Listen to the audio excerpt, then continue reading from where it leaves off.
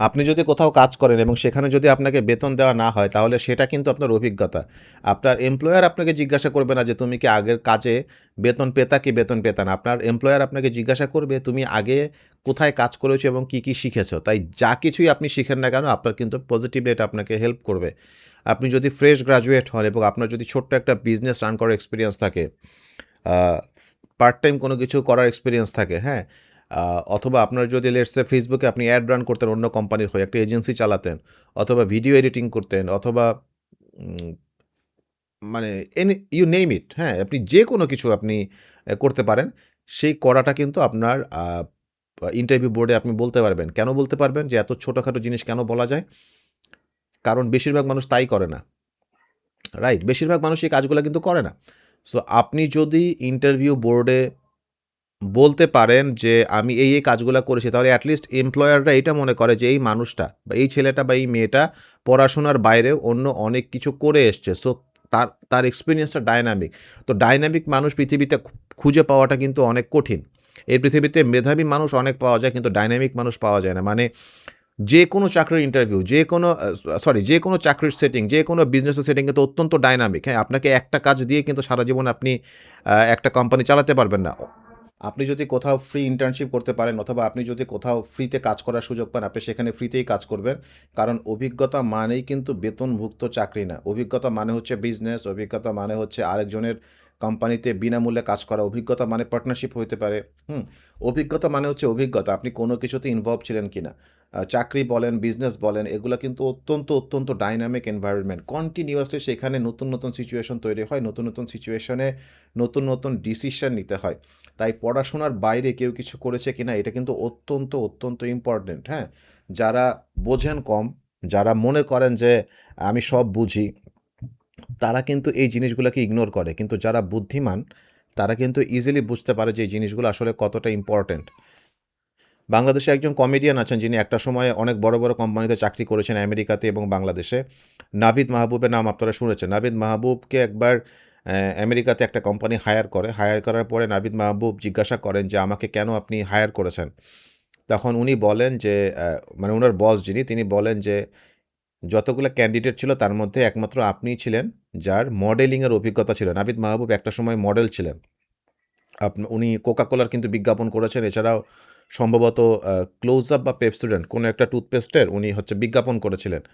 তো দেখেন যে এমপ্লয়াররা একটা জিনিস বোঝে, বিশেষ করে আপনারাও যখন অ্যাডাল্ট হবেন, আমাদের বয়সী হবে, তখনও কিন্তু আপনারা বুঝতে পারবেন যে লেখাপড়া কে কতটুকু ভালো, এইটার চাইতেও ইম্পর্ট্যান্ট হচ্ছে কে কতটুকু ডায়নামিক। ডায়নামিক মানে সব সিচুয়েশনে কে কতটুকু ভালো মানিয়ে নিতে পারে। কারণ ডায়নামিক হওয়ার উপরেই আসলে সাকসেস ডিপেন্ড করে।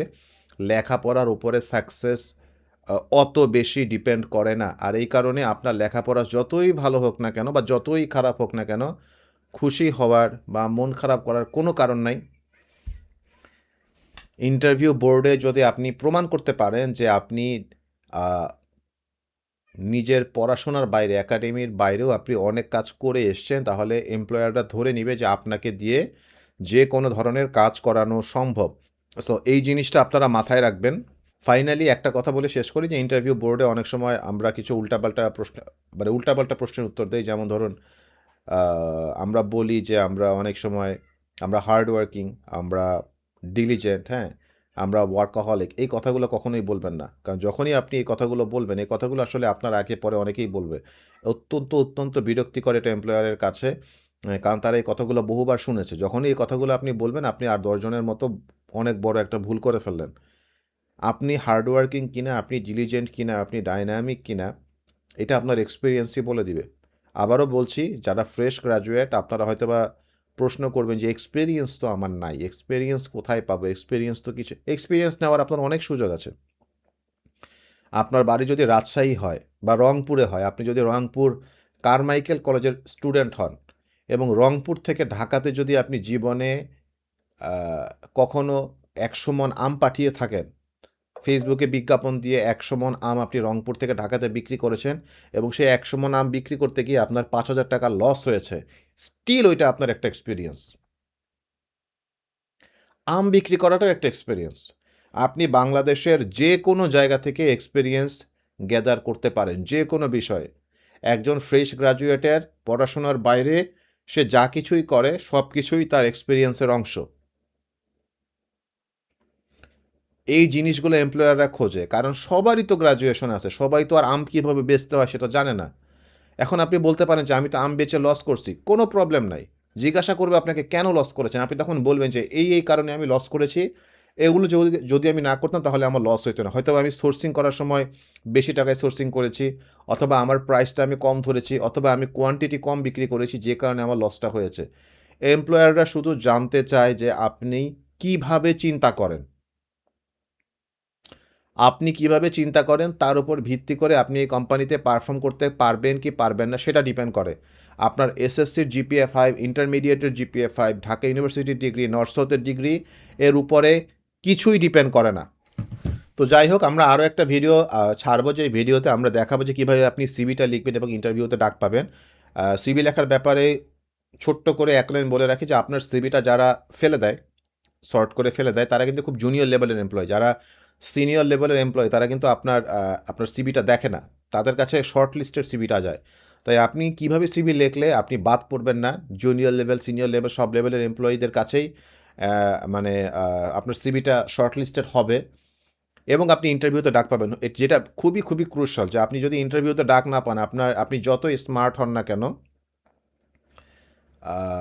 আপনি কিন্তু ইনভিজিবল, রাইট? আপনি আপনি অনেক স্মার্ট, আপনার অনেক এক্সপিরিয়েন্স আছে, কিন্তু সিভি দেখে আপনাকে কেউ ডাকে না, আপনার কখনোই চাকরি হবে না। সো সিভি কীভাবে লিখতে হয় সেই ব্যাপারে আমাদের নেক্সট ভিডিও এবং ফাইনাল ভিডিও, আমাদের এই পাওয়ারফুল সিভি রাইটিং এবং ইন্টারভিউ সেশন সম্বন্ধে যত ধরনের টিপস আছে আমরা দিলাম। এরপরে আমরা আরও একটা ভিডিও ছাড়বো, যেটাতে আমরা আপনাকে দেখাবো যে কীভাবে আপনি চ্যাট জিপিটির মাধ্যমে নিজের সিভি নিজে লিখতে পারবেন, এবং চ্যাট জিপিটিকে দিয়ে সিভি লেখানোর পরে সেই সিভিটা কীভাবে আপনি সাজাবেন যাতে বাংলাদেশে একজন এমপ্লয়ার আপনার সিভিটা পড়ে আপনাকে সঙ্গে সঙ্গে ইন্টারভিউতে ডাকার জন্য শর্টলিস্ট করে। কারণ ইন্টারভিউতে যারা আপনাকে ডাকে তারা আপনার সিভিটা 5 সেকেন্ড থেকে 10 সেকেন্ড দেখে। এই 5 থেকে 10 সেকেন্ডের মধ্যেই আপনাকে এমন কিছু সিভিতে থাকতে হবে যেটা আপনাকে ইন্টারভিউ পর্যন্ত নিয়ে যাবে। মনে রাখবেন যে আপনি যতই দক্ষ হন না কেন, সিভিটা যদি আপনি সাজান ভালোভাবে, আপনার যদি দক্ষতার কিছু আপনার থাকে, গ্যাপ থাকে, স্কিল গ্যাপ থাকে, আপনার যদি এডুকেশনাল গ্যাপ থাকে, তাতে এমপ্লয়ারের কিছু যায় আসে না। কারণ হায়ারিং ডিসিশনটা কিন্তু একেবারে মানে এমন কোনো মেশিন নেই যে মেশিন দিয়ে পারফেক্ট ক্যান্ডিডেট হায়ার করা হয়। অনেক সময় রং ক্যান্ডিডেটও হায়ার করা হয়, রাইট? আপনাকে হায়ার করার পরে আপনি নিজেই বলবেন যে আমাকে কেন হায়ার করলো, আমি তো এই কাজের যোগ্যই না।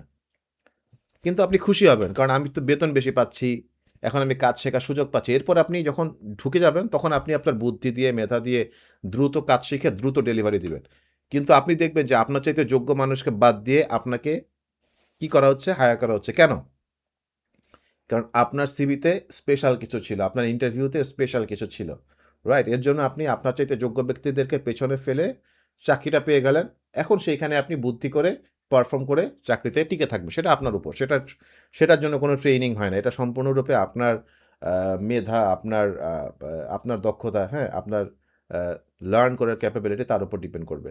সো আজকে এই পর্যন্তই। Thank you. হ্যাঁ, আমাদের নেক্সট ভিডিও দেখার জন্য আগে থেকে ইনভাইটেশন দিয়ে রাখলাম। ঠিক আছে? নেক্সট ভিডিও হবে সিভি রাইটিংয়ের ওপর, কীভাবে পাওয়ারফুল সিভি লিখতে হয়।